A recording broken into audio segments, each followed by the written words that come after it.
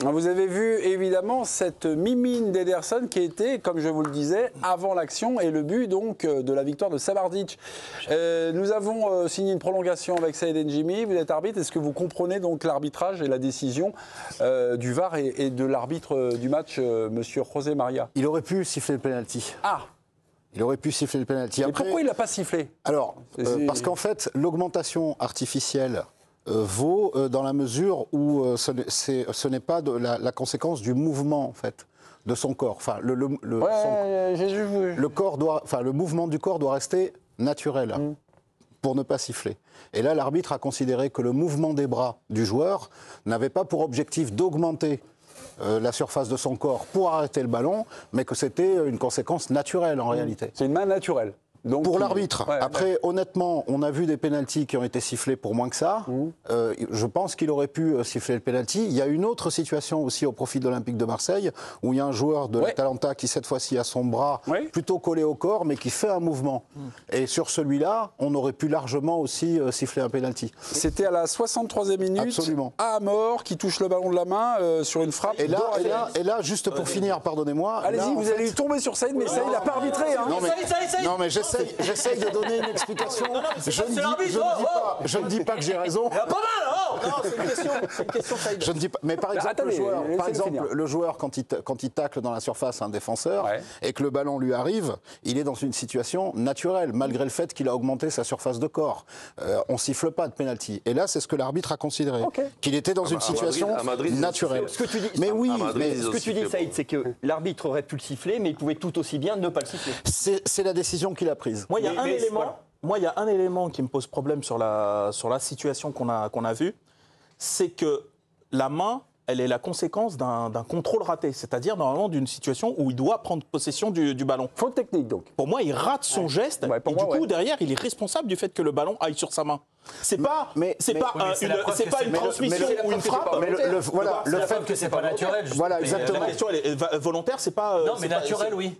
Alors, son geste. À partir du moment où c'est lui qui rate son geste. Mais c'est naturel. Et que là, il prive Aubameyang d'une reprise. Faute technique. C'est une faute technique. Oui, mais ce qu'on veut dire, c'est que il a fait une faute technique, mais son mouvement est naturel. À partir du moment où son mouvement est naturel, parce qu'il a fait une faute technique, on considère qu'il n'a pas augmenté. Mais c'est lui qui se met en faute, en fait. Mais je suis d'accord avec vous. La faute technique vaut pénalty. Non, c'est pas la faute technique qui vaut pénalty. La faute technique, elle entraîne sa main. C'est-à-dire que sa main, c'est pas un ballon qui rebondit. Ça n'enlève rien au fait que le geste puisse être naturel ou pas. Moi, je pareil. Pour moi, on l'aurait sifflé ou pas. Pour moi, elle est sifflable. Mais c'est ce que te dit Saïd. Elle doit être sifflée. Elle doit être. Pardon, Jo Miko aimerait intervenir. Moi, je trouve que le problème, c'est qu'on met dans les énoncés des règlements le truc d'erreur manifeste, le truc de artificiel naturel. Donc en fait, on peut ouvrir ça ouvre à toutes les décisions. Bien sûr. Alors, c'est-à-dire que l'arbitre peut dire qu'il choisit ce qu'il veut. Pardon. Quel est le critère qui prévaudrait? Excusez-moi, quel est le critère qui prévaut? Dans le sens du foot, moi je rejoins Dave. Le mec fait une erreur technique. T'as le bras qui est comme ça. Le ballon part dans un sens, ça revient sur toi.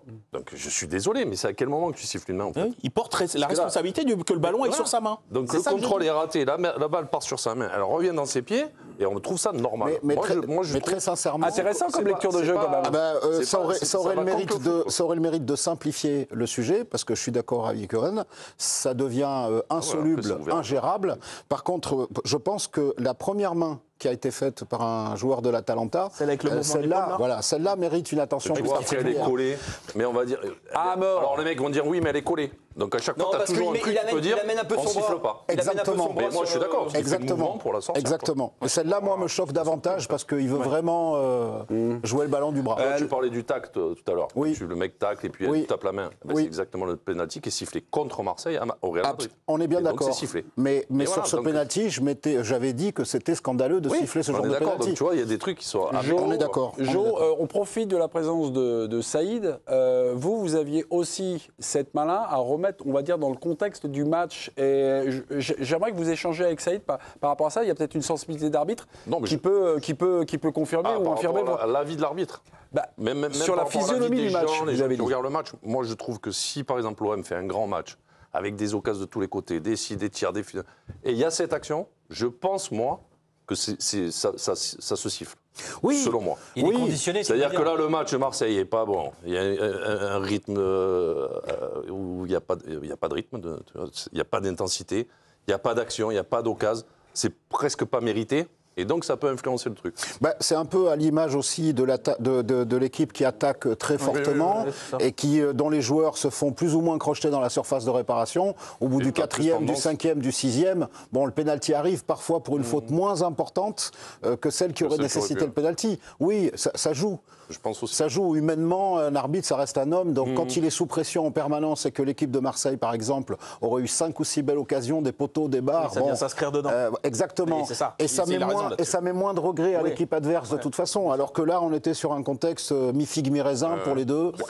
Saïd, on profite parce qu'il y a... Oui, allez-y. On profite de vous. Non, mais c'est ça. Non, mais alors, il y a une autre situation, celui du but de l'Atalanta qui a été refusé pour une position de hors-jeu. Oui.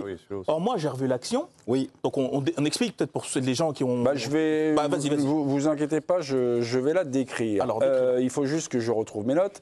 71e minute. Ayez confiance, s'il vous plaît, j'ai quelques notes. Voilà, 71e minute.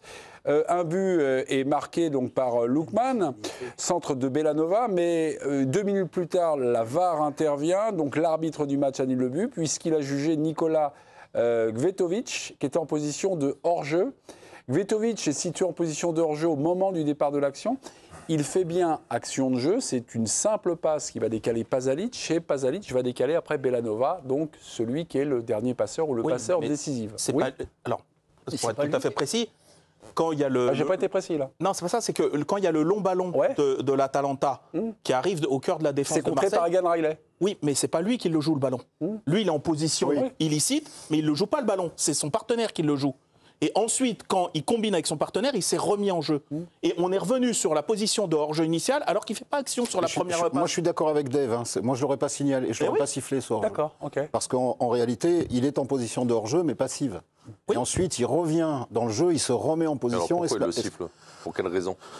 Parce qu'on est dans ce qu'on disait tout à l'heure. Moi, je suis pas total. Enfin, je comprends l'hors-jeu passif, mais je suis pas totalement d'accord dans le sens où un joueur qui est hors-jeu attire, fait un petit mouvement, pas un appel de balle. Non, il n'a rien fait. Non, mais il est là, il attire un défenseur qui est obligé d'y aller. Lui, il ne sait pas s'il est hors-jeu. Tous les hors-jeux passifs sont des hors-jeux actifs. Non, mais pour moi, il est pas si passif que ça.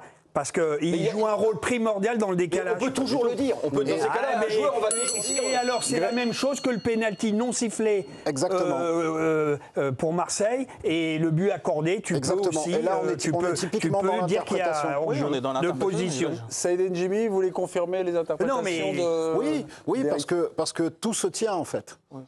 Cette histoire de pénalty se tient dans un sens comme dans l'autre, même si jamais on peut toujours la contester.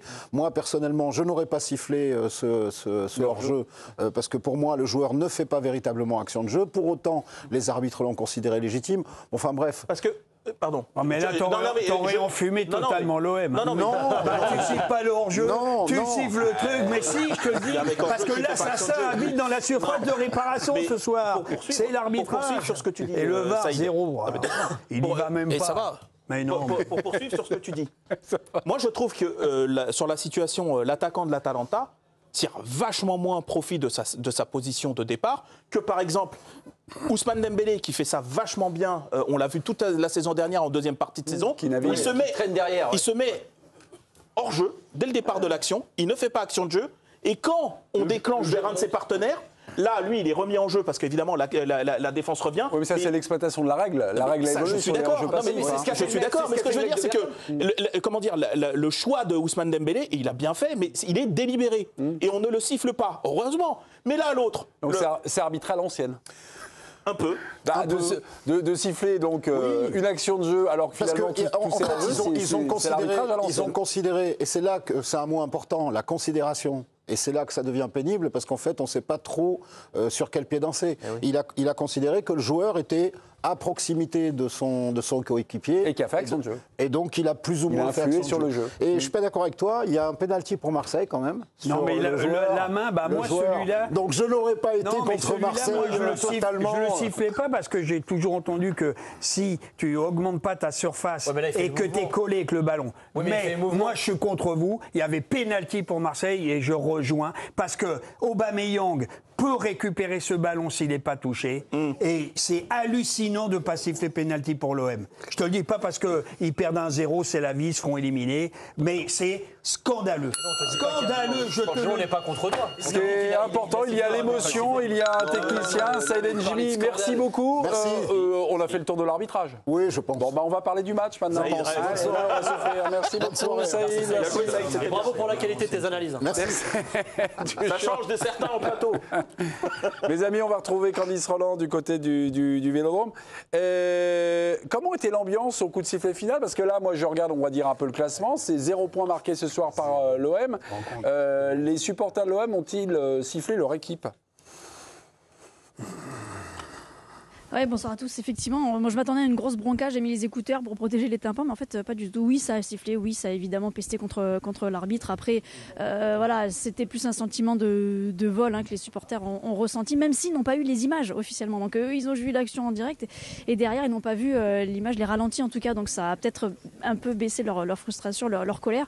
Mais c'est sûr qu'après, en fin de match, les Marseillais étaient abasourdis. Alors les Italiens ont célébré ce match vraiment avec beaucoup de joie, comme s'ils avaient remporté ce match, plus que comme s'ils avaient bénéficié quand même de plusieurs faits de jeu et de situations plutôt favorables. Donc je pense que les supporters seront beaucoup plus déçus, frustrés, en colère en rentrant et en voyant les images, ça c'est sûr. Parce que ce qu'on n'a pas compris aussi dans le stade, c'est qu'officiellement il n'y a pas eu de VAR, on n'a pas eu l'affichage comme quoi le VAR intervenait. Et s'il y avait une question d'interprétation, moi je suis toujours sur cette ligne-là, si on doit interpréter, c'est à l'arbitre central d'aller prendre sa décision lui-même, d'aller voir l'image et dire moi je considère qu'il n'y a pas augmentation de la surface corporelle. Donc voilà, donc c'était un peu d'incompréhension, mais pas forcément encore la colère qui viendra certainement après en voyant les images. Ouais, c'est une excellente réflexion de Candice Roland. En tant que manager de sa partie, là, il y a une sorte de délégation. C'est même plus une délégation, c'est un abandon, quoi. Oui, c'est un abandon. C'est un abandon, c'est prérogative. Saïd, la conclusion de tout ça, parce que c'est ce que tu disais, au final, Saïd le disait, on n'a qu'à faire un règlement, une main est une main, qu'elles sont intentionnelles ou pas, à partir du moment où ça touche la main ou le bras, on siffle et puis il n'y a plus de... Ah là, c'est binaire, là. Non, mais c'est ce qu'il dit. En réalité, c'est ce qu'il explique. Il dit c'est une décision humaine, c'est à l'interprétation de l'arbitre. Le problème, c'est que les polémiques n'arrêteront jamais. Pardon, mais dans ce que disait Johan, il y a aussi une lecture. Il y a aussi chose du football. Quand vous jugez finalement à main, vous appuyez sur le mouvement, s'il y a une faute technique. Et finalement, le ballon qui profite, c'est déjà, c'est une lecture, c'est quelque chose. C'est subjectif. C'est ce que je vois, moi, en fait. Oui, c'est pas un truc. Et l'arbitrage est par définition subjectif. Un arbitre passe son temps à interpréter. Les situations, c'est toujours 70-30, 60-40, 50-50. C'est un sport d'interprétation. C'est un sport d'interprétation. Il faut arrêter de dire que l'arbitre est objectif. Il est là pour interpréter les situations. C'est l'essence même de son taf. Oui, mais dans le sens du jeu, cette interprétation-là, il fait une erreur ce soir. Parce que pour moi, dans le sens du jeu, il y a une main. Mais c'est pour toi, c'est comme tu dis. C'est la preuve que c'est pas pour lui. Non, mais ce que dit Candice, c'est tout à fait juste. Tu te rends compte que sur un fait aussi important, je suis d'accord avec toi. Le mec ne va même pas voir la VAR. Ouais. C'est-à-dire que dans la VAR, qu'est-ce qu'ils lui disent? Ils disent non, c'est bon, il n'y a rien. C'est bon, il y a main, mais c'est bon, c'est normal. Oui, en fait, c'est pas possible. Ils lui ont peut-être dit ça. Ah bah, de toute façon, s'il ne va pas voir. Je pense que ça, donc il y a un problème quelque part. Moi, je ne peux pas comprendre que ce ne soit pas lui qui prenne cette décision-là et qui aille voir les images pour dire oui ou non. Pardon, Grégory, merci. Dans le règlement de la VAR, à chaque fois qu'il y a des sonorisations, à chaque fois qu'il y a des partenariats, on voit ça. On a toujours un contact, quelles que soient d'ailleurs les situations, il y a un contact permanent avec l'arbitre. Et si les arbitres disent on confirme, tu as pris la bonne décision, le match continue. Voilà. Oui, mais... En cas de doute ou en cas d'erreur de la part donc, des gens qui sont dans le camion, devant la VAR, ils l'appellent en disant nous on a un doute, va vérifier. Voilà comment ça se passe. Il y a quand même une grosse différence sur ce cas précis, mais c'est qu'il y a un but pour l'équipe adverse derrière. S'il n'y a pas de but derrière, à la limite tu dis bon je suis la décision et machin, dans l'action qui suit, il y a le but qui vient. C'est pour ça que compte tenu, tu es dans le temps additionnel, c'est du management de match. 0-0, ils jouent leur survie en Ligue des Champions. Et là où moi je te rejoins en revanche, c'est un outil pour aider l'arbitre à prendre une décision qui est subjective. Et là je te rejoins toi, Greg. Mais à partir du moment où tu as l'outil, où il y a une décision qui est lourde de conséquences, va jusqu'au bout du truc. Tu as un outil, utilise-le. Et là prends une décision. À la limite, là on pourra dire. Moi, je suis désolé. Je suis désolé, mais c'est peut-être comment dire, pas du réel que je vais dire, mais je suis désolé. Ça se passe à Marseille ce soir. Mais si c'est un grand club d'Europe, tu crois que le but il est accepté comme ça là? Et si ça se passe au Real, si ça se passe à Barcelone, au Real, si ça se passe au Real, pas besoin de nous le dire. Non, mais je veux dire, ça, et ça, c'est injuste, ça. Ouais. Pour moi, je trouve que le VAR devrait équilibrer les injustices. Et là, tu les gardes quand même. Suivant la valeur du club qu'il y a. Mais c'est ça qui est grave. Tu penses quand même pas qu'ils avantageraient plutôt Bergame que Marseille? Mais c'est pas avantagé. Je dis pas que tu avantages l'un ou l'autre là. Je veux dire que si tu as un grand d'Europe, le but c'est pas possible avec une main potentielle et un but derrière, les mecs ils vont pas dire bon c'est bon on enchaîne. Mais rien ne nous dit que s'il avait été voir la VAR, il n'aurait pas gardé maintenant sa décision. Mais c'est là où je vous rejoins. Mais en revanche, on aurait été au bout. Moi c'est ça qui me surprend en fait, in fine, et qui déclenche tout le reste. Déjà je te rassure dans les grands clubs ça aurait été sifflé dessus. Dans le camion, donc il n'y aurait pas eu de but. T'en es aucun qui se soit dit. Pour moi, on peut ne pas la siffler, mais quand même, tu devrais te faire ton opinion toi-même. Non, mais ça se passe pas comme ça. Non, c'est pas ça. Non, je suis étonné que sur les. Ils sont combien? Ils sont 3, 4. Il y a deux. Un arbitre assistant, VAR, vidéo. Donc sur les deux, c'est-à-dire que de manière ferme, les deux, ils ont dit de manière absolue, c'est 100%. Il n'y a pas main. Ça fait un beau choix. Moi, c'est ça qui m'étonne. Par contre, qu'il y en ait un qui dise écoute, nous, ça ne nous paraît pas être une main. Mais vois-toi quand même, parce que c'est lourd de conséquences. N'oubliez pas, est-ce que c'est flagrant? Est-ce que c'est une faute? Est-ce que c'est une faute manifeste? Non, c'est pas une faute manifeste. C'est flagrant. C'est flagrant. Non, mais c'est pas une main où tu te dis il y a main ou il y a pas main. C'est-à-dire c'est une main en fait. Tu la vois, tout le monde le voit. Je peux comprendre que le mec. Non, mais tout le monde voit qu'il y a main en fait. Non, mais moi je peux comprendre que le mec du VAR dit pour moi c'est clair, tu vas pas. Tu peux jouer avec les mains maintenant. Donc c'est aussi. Mais non, parce que c'est. Donc si je suis comme ça, je suis naturel, mais si je suis comme ça, je suis artificiel. Mais à quel moment c'est naturel, artificiel? Là, dans le mouvement, même si c'est naturel, il y a une erreur. En plus, il est bien placé. Il est devant, il est bien placé. C'est le mec du VAR. Je vois pas. Mais donc ça, c'est accepté comme quoi si tu joues, il y a pas de main. Là, pour toi, ça te paraît normal. Je pense que ça peut être normal. Donc toi, qui regardes du football depuis des années, ça te dérange pas de voir ça qui ne soit pas sifflé? S'il envoie le mec à la VAR, on sait très bien que dès qu'un mec va à la VAR, c'est plus ou moins pour contredire ce qui va se passer. Donc tu as cette pression là aussi. Mais après j'ai fait l'erreur sur les grands clubs d'Europe. C'est-à-dire que tu n'aurais pas eu le but. Parce que là, ça aurait été sifflé de suite. Il y aurait eu main, sifflé, et après on voit si c'est naturel, pas naturel. Donc j'ai fait une erreur.